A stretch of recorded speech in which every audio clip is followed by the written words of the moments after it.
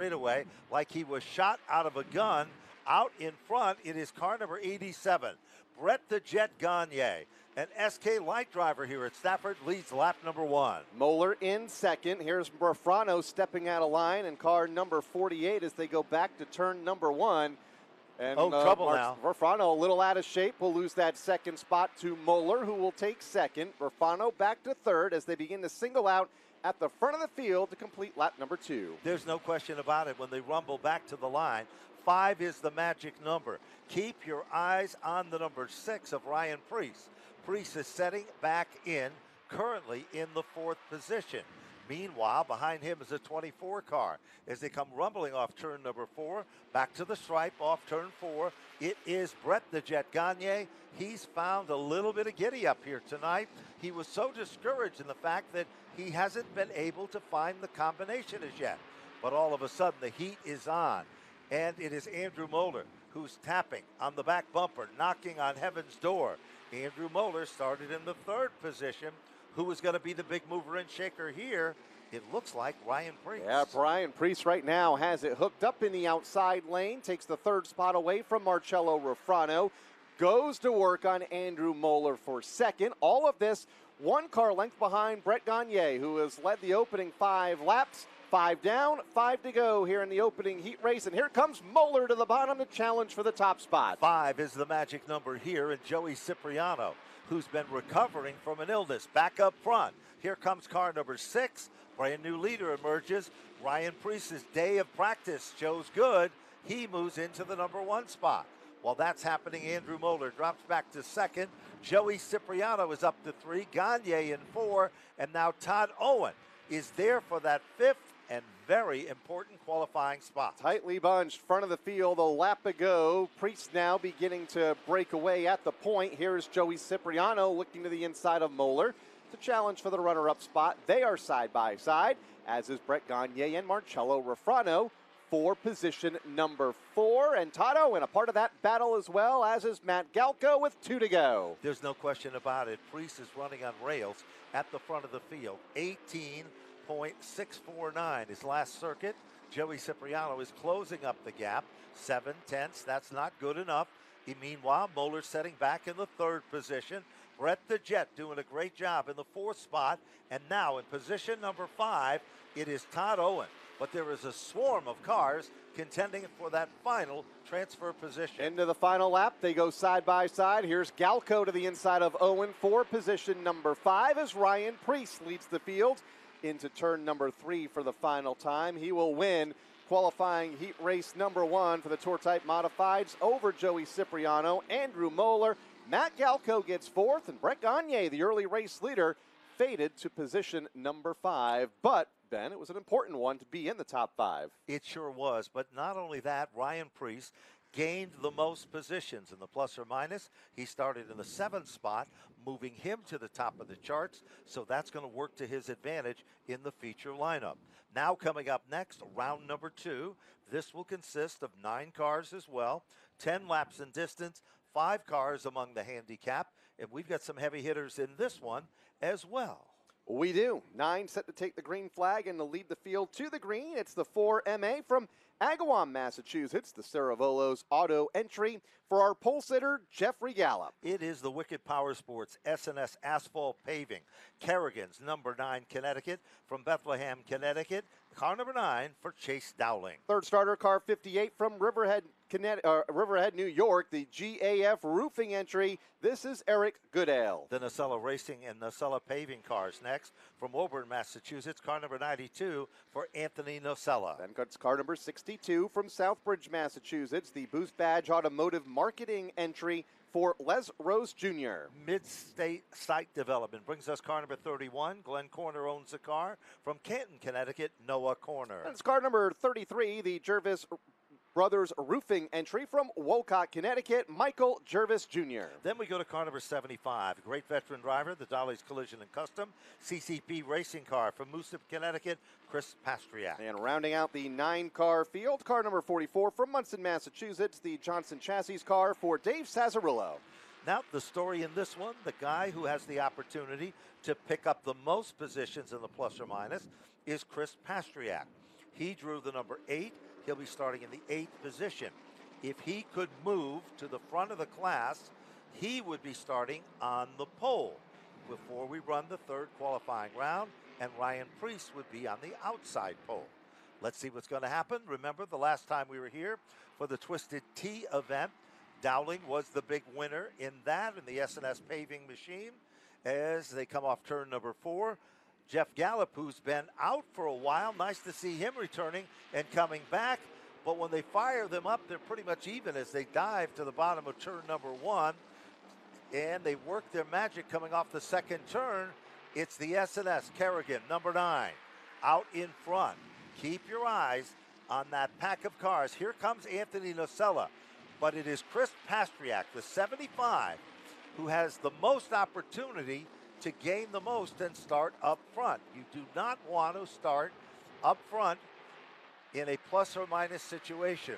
Side by side for that 5th spot is Pastriak to the inside of corner, just behind the 92 of Anthony Nocella as they come back down to the stripe. Chase Dowling leads by about a half second over Jeff Gallup. Eric Goodale in 3rd, closing in on Gallup for that runner-up spot. Then it's going to be the Anthony Nocella and Noah Corner cars in the top 5. Well, Corner for now. He slides up the racetrack bend. Here's Pastriak to the bottom. Now remember, Pastriak started in the 8th position. He's up to 5th, so he's picked up 3 positions in the plus or minus game. He's got to go further forward if he wants to be starting up in that front row. Back up front, S&S Paving, Kerrigan. The Wicked Power Sports car, Chase Dowling. That time clicks off an 18.629. Stacks up to an 18.886 of Jeff Gallup. Yeah, he's beginning to pull away, Ben, Here at the front. comes Goodale. Because of this battling from 2nd on back. It's among 6 cars as they come down to the line. 5 down, 5 to go. It is all Dowling as Goodale goes to the runner-up spot over Gallup, who is side by side with Nocella for position number 3. Pastriak's moving in, as is Corner, as is Jervis. You know, Pastriak is doing a really good job of driving smart. We are just past the halfway in this event. With the skill of a surgeon, he's been picking them off. He started in the 8th position. He is now up to the 4th spot.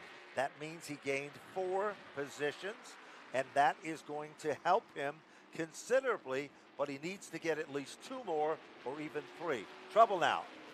Corner goes down through the infield, comes back out, and the Cat Machine, the H.O. Penn car, was growling off turn number 4.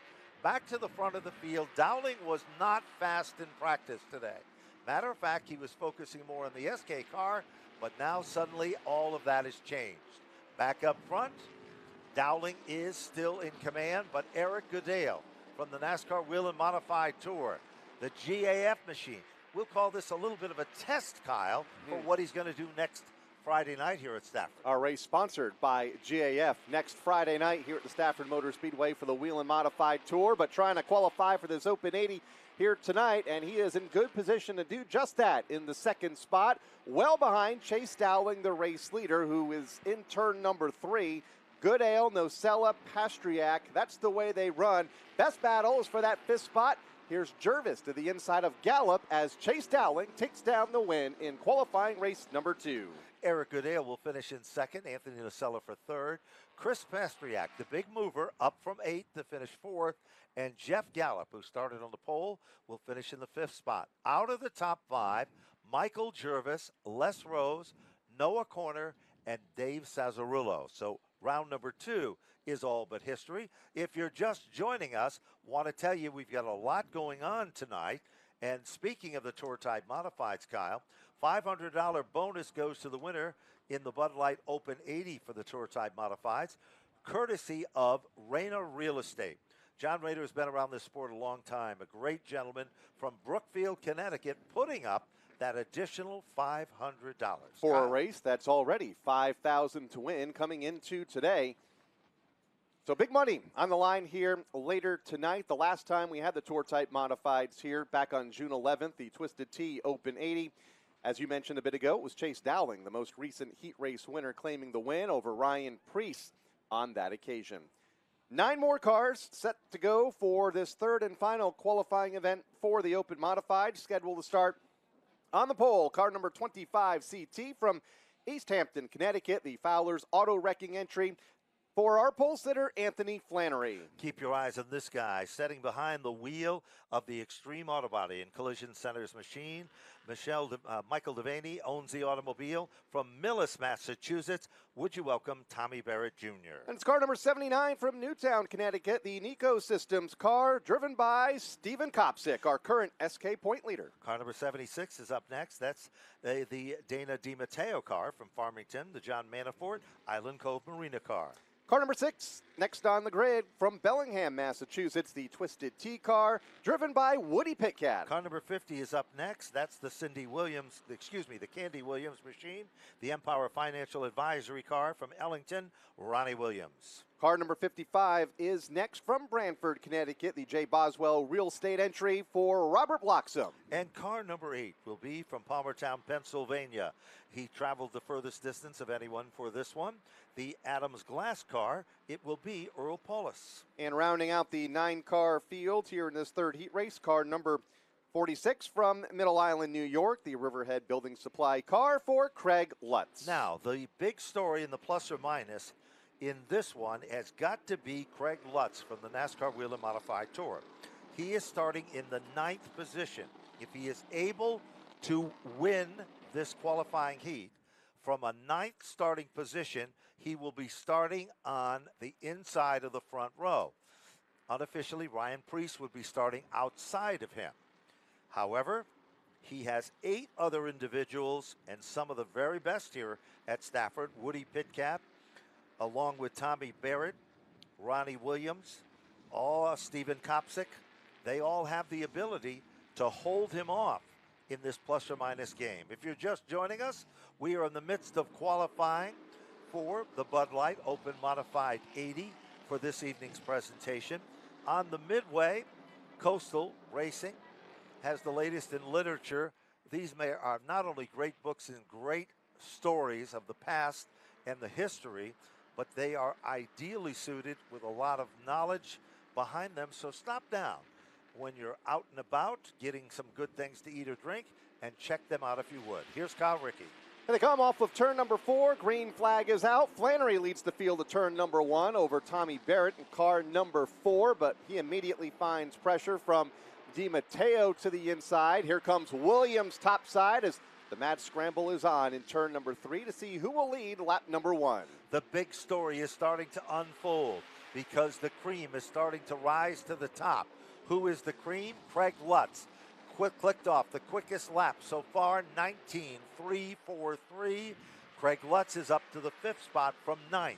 He's going forward, making some noise in the outside lane as they rumble back off turn number 4. A couple of Open 80 previous winners in that second row. Tommy Barrett, the first ever Open 80 winner back 3 years ago. Ronnie Williams, a 2-time Open 80 victor, runs to the outside of that first side-by-side battle for the second spot, a car length behind Flannery as they come back to the stripe. It's Williams with the runner-up position at least that time by to complete lap 3. There's no question about it as they come off the turn down the back straightaway.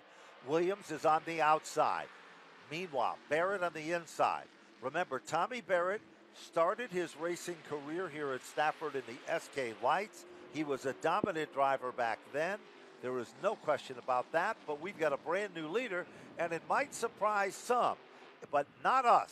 Double back straightaway. Down the back straightaway. Williams got to the outside of Flannery halfway up the back straightaway, and they hooked into turn number 3, and around goes Flannery. Let's keep an eye on the Williams car as he crosses the start-finish line to see if there's any damage on car number 50. But Williams had so much momentum built in that outside lane, was able to take the second spot away from Barrett, challenged for the race lead on Flannery, and there was contact made halfway up the backstretch, Ben. There was no question about it, and what a heartbreaker.